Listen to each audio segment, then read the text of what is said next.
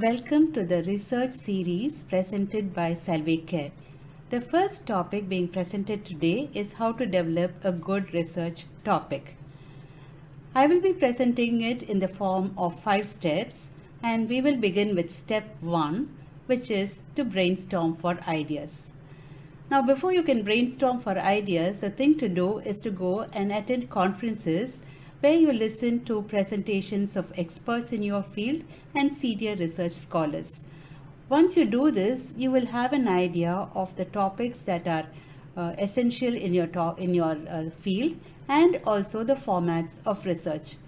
Once you have done that, you can sit down and brainstorm by yourself and come up with as many research topics as possible. You can also talk to senior students in your field or your professors to develop these research ideas. Alongside with this, you can check out the websites of funding agencies in your field. For example, you can go to ICSSR, which is for social sciences, and they will have funding for the thrust areas. So you'll be able to identify the important topics and you will have an idea of what are the topics that you can select. Another source for research ideas are subject guides for your field. Subject guides are databases which are developed by libraries, and they will give you links to websites, research websites, and journals and other resources. So at the end of all this work, you will end up with about 10 to 15 possible topics. We will move on to the next step.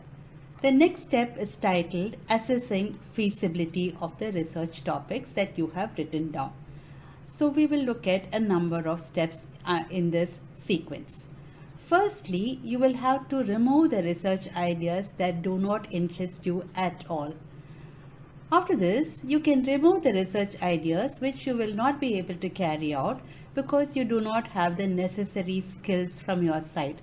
For example, if you wish to develop a scale in the local language and you do not know the local language, you may have to drop this idea.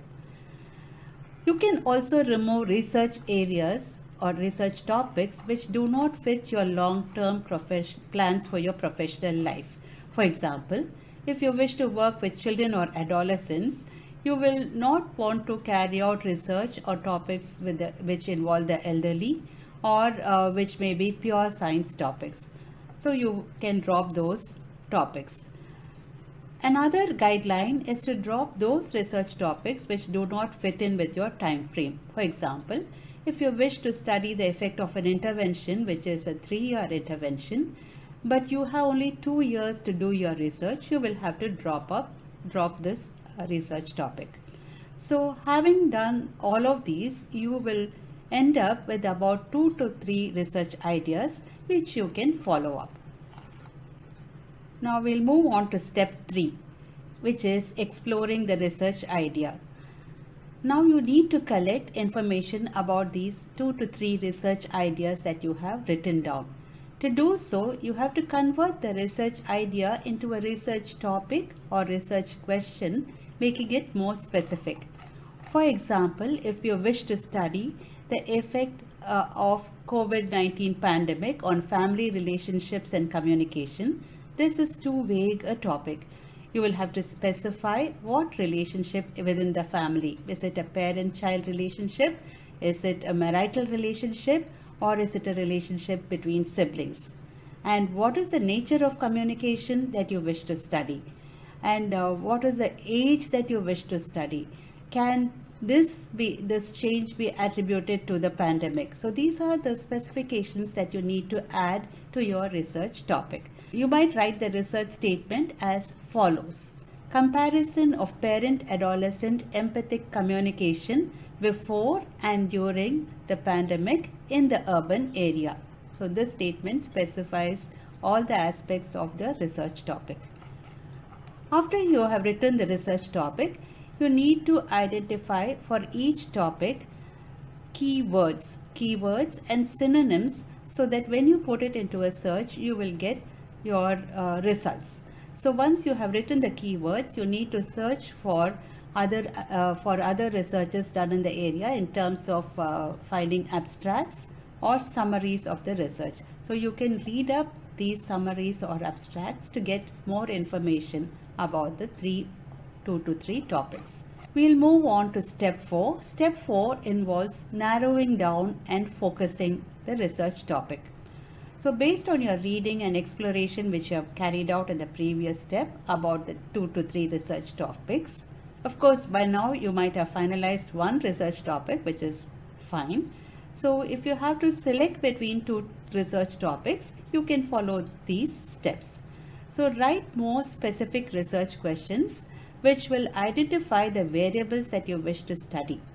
So you can then go and discuss with your professors or with other senior research scholars in the area to find out about the processes and challenges in that particular field of study. With this discussion, you can also look at ethical considerations that have to be followed for that specific research. So once you have discussed it, you can see whether some of these researches have been already done, whether it is much worked, and in such a situation you will have to drop the idea or you can extend it further. Okay, so find out if there are resources which you need to carry out the research, whether those are there. Find out about the financial considerations, whether funding is available, and so on, in order to make your decision. Based on the outcome of this work, you can finalize the research topic that you would like to work on. So you have the research topic in hand and you are ready to move to step 5. Step 5 involves writing out the research topic in a clear and concise thesis statement. The first step is to be clear about the meaning of every word in your research thesis statement. You will need to remove words which are ambiguous and write down words which are clear and unambiguous. Spell out the variables, the relationship between them, and the population under study. For example, if you decide on the following research statement, there is an example here. Is online education comparable to face-to-face teaching in children's comprehension of concepts among pre-adolescents? So in this statement, we have 2 variables. The variables are method of education, online versus face-to-face, and comprehension of concepts. The relationship to be assessed is if these methods of education have an effect on the comprehension in a population of pre-adolescents. Ask 2 to 3 other research scholars to read through your thesis statement and see if they understand it correctly, and make changes if there is not enough clarity. So by the end of these steps, you will have a thesis statement in hand and you would have finalized your area of research. So happy researching and all the best.